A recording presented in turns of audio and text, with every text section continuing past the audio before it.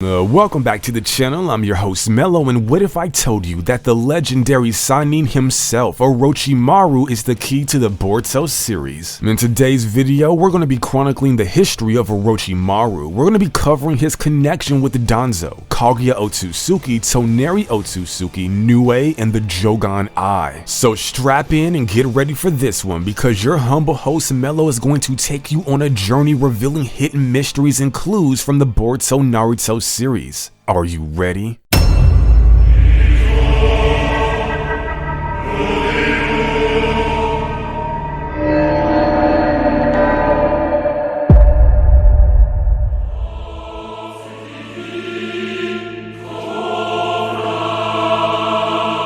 Our journey begins here, sometime after Team Hiruzen was disbanded. Orochimaru joins the Anbu Black Ops and is under the direct command of Danzo Shimura. Now remember, Orochimaru has made a name for himself by being christened one of the legendary Sannin by Hanzo of the Salamander. He's viewed as a genius, one of the most intelligent shinobi in the Hidden Leaf Village, and a prodigy. But more important than his resume, Orochimaru is unique, and Danzo sees this. He is a man that is not limited by morals or ethics, which makes him a perfect candidate for recruitment into an organization that stems from Danzo's foundation known as Root. Now, I've revealed that I believe it's around this time that Orochimaru learned about the Otsutsuki, the Karma Seal, and how they transfer their essence from vessel to vessel to gain immortality and eternal youth. Orochimaru begins unsanctioned and unethical experimentation in the hopes of replicating the Otsutsuki's abilities. Now, several revelations come from Orochimaru's experiments, one of which is the new ability known as the Living Corpse Reincarnation Jutsu. I believe that this is the reason why Orochimaru is so similar to the Otsutsuki, with the curse mark being a proxy for the Karma Seal. It makes sense. Orochimaru stores his very essence inside of the curse mark. That curse mark is then placed onto a vessel with the hopes that Orochimaru can be reincarnated in that vessel's body for immortality and eternal youth. That vessel has access to Orochimaru's power via the curse mark, and markings spread across the vessel's body, imbuing them with said power. This is the exact same process that the Otsutsuki implements with the Karma Seal. But much like the Otsutsuki, Orochimaru discovered that he had a problem with his vessels. Some people rejected the curse mark like vessels reject the Karma Seal. It would be around this time that Orochimaru discovered Kimimaro Kaguya, a descendant of Kaguya Otsutsuki herself.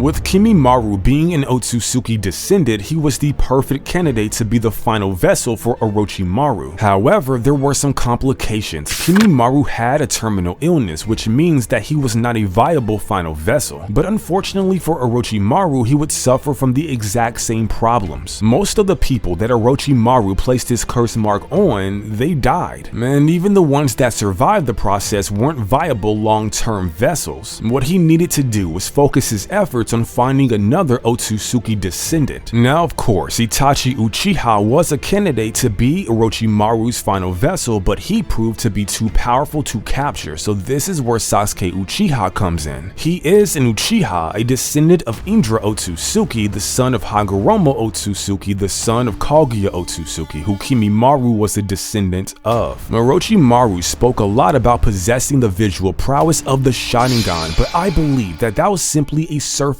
level motivation. If you dug a little bit deeper, hiding just beneath the surface was his true motivations all along. Now, we know that Orochimaru was not simply after the Sharingan, because long before he went after Itachi, remember, Itachi and Obito wiped out the Uchiha clan, which left an abundance of Sharingan at Orochimaru and Danzo's disposal. This is how Danzo got the arm that you see in the 5 Kage summit versus Sasuke. And that was through Orochimaru's experimentation. So Orochimaru had access to not only Hashirama's cells, but the Sharingan as well. Now, of course, Orochimaru was impressed by Itachi from a very young age, so of course he wanted to possess the visual prowess of the Sharingan. But his primary focus, the same as it was with Kimimaro, was not just the Kekkei Genkai that they possess, but their lineage, their link to Kaguya Otsutsuki. So the entire character arc of Orochimaru seeking immortality and eternal youth was simply him mimicking the abilities of the Otsutsuki that he learned about during his time in the Root organization. So understanding Orochimaru's motivations and understanding that he had knowledge about the Otsutsuki, we can look back at that character arc with new eyes.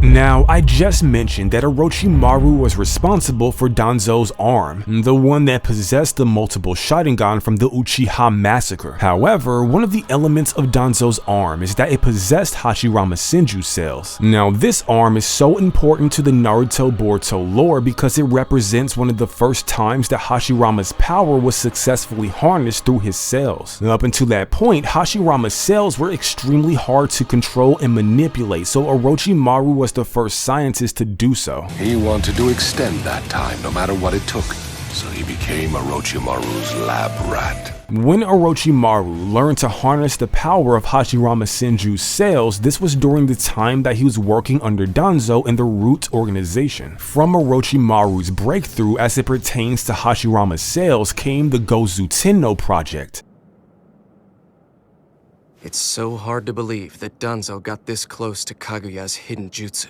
Now, from the Gozu Tenno seal came an entity known as Nue, and we know that Nue is comprised of Hashirama Senju's cells. Now, we also know that there's a link, a connection between Nue, the Gozu Tenno seal, the dimension that Nue is from, and the Jogan Eye. Now, we know this from Toneri Otsutsuki's dialogue on the moon in the early parts of the Boruto anime. The gate that Nue opened has been sealed. The Jogan's turn won't be coming up for a while. And we also know that Orochimaru is the one that sowed the seeds for the Gozu Tenno project to begin with, and we learned this through his dialogue in the early parts of the Boruto anime. You've been doing your part. Your analysis of Danzo's research has been a huge help.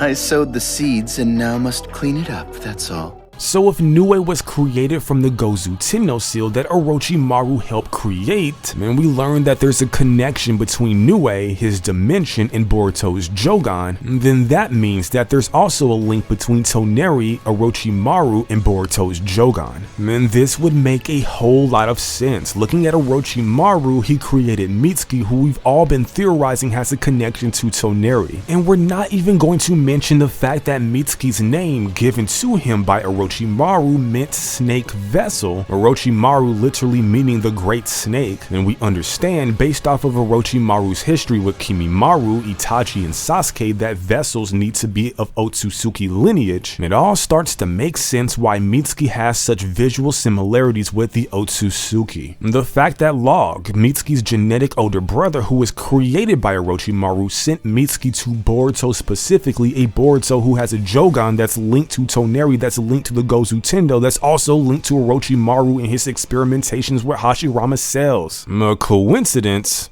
I'll let you decide.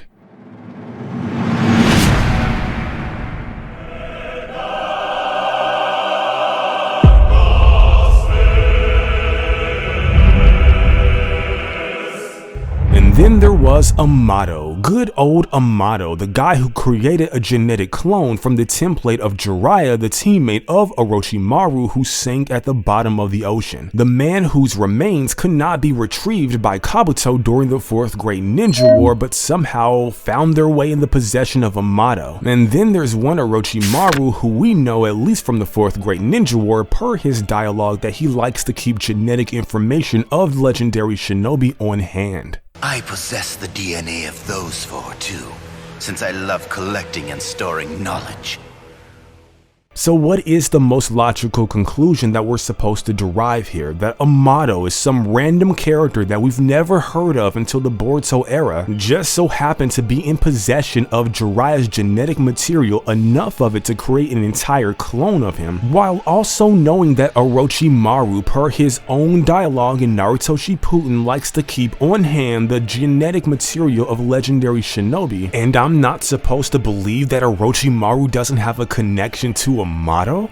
And how interesting is it that Kashin Koji, a genetic clone of Jiraiya, a teammate of Orochimaru, is responsible for Kawaki escaping the Kara organization? How fascinating is it that Kashin Koji is the one that's governing over the Land of Fire for the Kara organization? Man, Kawaki just so happened to be in the Land of Fire, released by Kashin Koji, the genetic clone of Jiraiya who has a link to Orochimaru, while Ayo is tasked with a mission by Kashin Koji that just so happened to randomly be in the same location that Kashin Koji released Kawaki in, the same mission that Boruto just so happens to be a part of. Are we really supposed to believe that this is just all some coincidence? That the dude that's a genetic template of Jiraiya who has a connection to Orochimaru, who we do know per his dialogue collects genetic information of legendary shinobi, with Jiraiya's corpse being lost via Kabuto's dialogue in the 4th Great Ninja War, and no reasonable explanation at all as to how Amato just so happens to have the genetic information of Jiraiya. Am I really meant to believe this? I mean, honestly, I'm asking because Orochimaru had his genetic son Log send Mitsuki, his other genetic son, to Boruto. Am I really meant to believe that this dude is pairing these characters together for some greater cause, some greater purpose? There's a whole lot of coincidences here, and I'll let you guys be the judge of that. I'll let you guys parse that out. I'm just the dude that reveals the information. But let me know what you all think about the topic in this video in the comment section down below. Don't forget to subscribe, rate the video, and hit that bell icon for notifications. All of my social media platforms are linked in the description down below. And if you want to join my Patreon and show love and support to the channel, guys, thank you so much for that. Think about joining. The link will be in the description as well. And shout out to all my Patreon supporters. You guys are amazing. I don't know about you all, but I find this fascinating. Orochimaru joins the Anbu Black Ops, then he goes on to join Danzo and his root organization and learn about the Otsutsuki. He then begins experimentation in the hopes of replicating the abilities and powers of the Otsutsuki, resulting in the living corpse reincarnation jutsu. He creates the curse mark, where he stores his essence inside of the mark, and the vessel that he places the mark on can use his power through markings that spread across their body. Orochimaru constantly talks about not dying, not being able to continue his work, how a human lifespan is simply not long enough, so he wants immortality and eternal youth, and how that parallels exactly what the Otsutsuki are after as well, immortality and eternal youth. How Orochimaru just so happened to stumble across Kimimaro Kaguya, a descendant of Kaguya Otsutsuki, as his final vessel. How he went after Itachi, an Uchiha that stems from Indra, who stems from Hagoromo, who is the son of Kaguya. And the same goes for Sasuke Uchiha as well. How Orochimaru is the first scientist to successfully use and harness the power of Hashirama cells, and how he sowed the seeds for the Gozu Tenno project that will later on create Nue, that has a link via Toneri's dialogue on the moon to Boruto's Jogan. It's a lot, man. It's quite a bit, but again, I'll let you guys be the judge of that. I'm just the one that presents the information. As always, people, I'm your humble host, Mello, signing out. Goodbye.